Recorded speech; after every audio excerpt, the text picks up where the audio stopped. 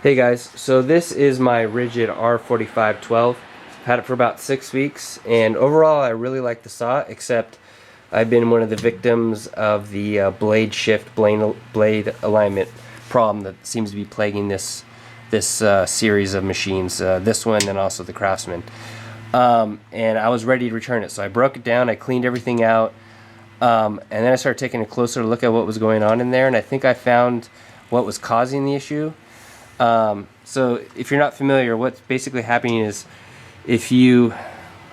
when you raise the blade and lower the blade, it changes the blade alignment. So right now I'm lowering it and you can see it's pretty much zeroed out. And if I lock that down, it'll tighten up, maybe move 7 thousandths after locking the blade in place. Now if I go to raise the blade, you can see it jumps 15 thousandths, and then if I go to lock it down, it'll move about another 7 more. So just forgetting about the movement of tightening the lock, you can see that there's a 15 thou difference.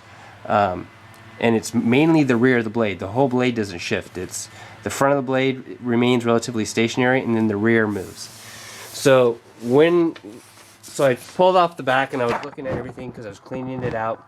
And I had read somewhere on one of the forums that somebody was thinking that the issue that's causing the blade shift is that there's a gap between this gear part here and, I don't know, this is called the trunnion. I'm not really familiar with the terminology. I'm kind of new to all of this, but and that this gap is the depending on how large or small the gap is, that's going to dictate how much blade movement you have.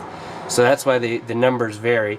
And one guy was thinking that it was because the machines are shipped upside down, and when they're right side up, you can see that the motor is hanging and then it's being braced against this section here. Well, when it's upside down, there's nothing supporting the motor except for just this little triangular tab of steel, which I guess adjusts the belt tension and has the motor pivot. But that's the only thing supporting the motor. So if a box gets dropped or something, that could bend and then knock this out of alignment. So where this isn't, where it should be touching, it's no longer touching. So mine has a gap, and you can see I had about 15 thousandths movement from that gap there. Now, if I slide a razor blade in here, so I hadn't even measured the thickness of that razor blade, but just sliding the razor blade in the rear to kind of close that gap, to shim it up, you can see the difference that it makes on the raising and lowering. So if I go to lower the blade, I'm at 95. If I go to raise it, I go up to maybe 98. So you can see it goes from 15 thousandths of a difference down to 3 thousandths, and that's just putting in a small little shim there.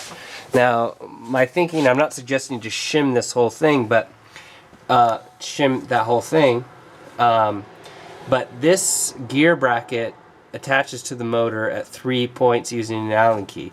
Now the only way to get to those is, it looks like, to remove these 2 bolts, and then at that point you can remove the motor, and the gear will come off with the motor. At that time you can access 3 Allen bolts, which drive from this direction in, holding that gear on. And what I'm thinking, I don't know if I should even go down this road. That's why I'm making the video, to see if it might be worthwhile, is to kind of basically shim the whole thing from this side, shifting the gear over to close the gap.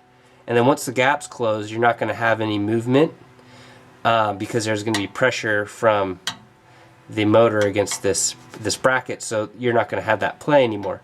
And just put maybe three washers or shims or whatever in these 3 bolts. There's one here, and then one further back. And then once that opening has been closed, that gap's been narrowed, then your blade shift hopefully will go away. And then you'll have to go through and realign the blade, using the trunnions here or whatever. But that's my thinking. I don't know if it's something worth pursuing. But overall, I love the saw. I'd love to keep it, and if it means having to pull the thing apart to throw in a couple washers, I'm totally okay to do that. But I don't know if that's a good idea. Like I said, I'm pretty much new to this. but it seems like this problem's been around for a couple years and no one's really, either that I've been able to find anyway, come up with a solution to fix it. So I don't know, just want to get your guys' thoughts. Thanks.